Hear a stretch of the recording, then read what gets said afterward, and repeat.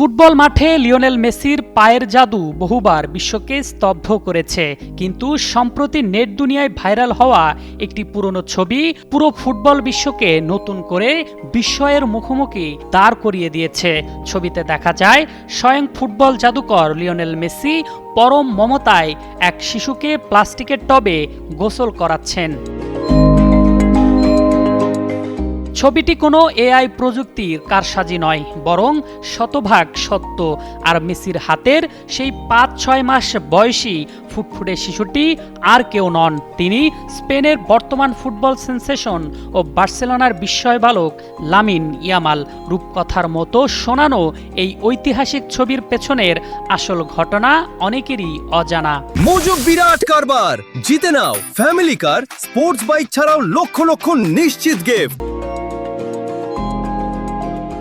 ঘটনাটি আজ থেকে প্রায় ১৭ বছর আগের ২০০৭ সালের ডিসেম্বর মাসের। তৎকালীন সময়ে স্প্যানিশ সংবাদ মাধ্যম দিয়ারিও স্পোর্টস এবং জাতিসংঘের শিশু তহবিল ইউনিসেফ যৌথ উদ্যোগে একটি বার্ষিক চ্যারিটি ক্যালেন্ডার তৈরির সিদ্ধান্ত নেয়। বিশ্বজুড়ে অভাবী শিশুদের সামাজিক কর্মসূচির জন্য তহবিল বা অর্থ সংগ্রহ করাই ছিল এই উদ্যোগের মূল লক্ষ্য।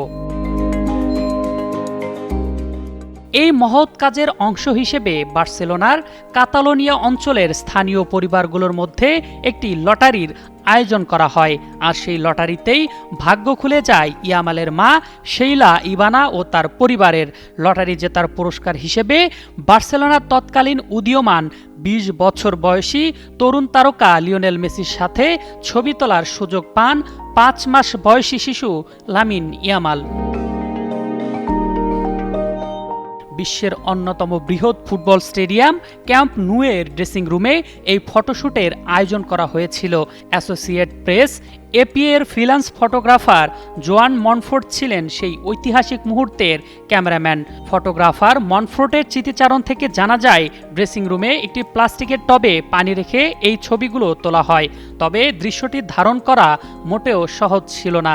মেসি স্বভাবগতভাবেই ভীষণ লাজুক হওয়ায় শুরুতে একটি ছোট্ট শিশুকে কিভাবে কোলে নিতে হবে তা নিয়ে বেশ দ্বিধাদ্বন্দ্বে পড়েছিলেন। পরে ইয়ামালের মা শেইলা ইবানা ড্রেসিং রুমে উপস্থিত হয়ে মেসিকে শিশুটিকে সামলাতে ও শান্ত করতে সাহায্য করেন। দীর্ঘ প্রচেষ্টার পর মেসির মুখে চেনা হাসি ফোটে এবং ক্যামেরায় বন্দী হয় ফুটবল ইতিহাসের অন্যতম সেরা এক ফ্রেম। আরফিন জুয়েল, যুগান্তর স্পোর্টস।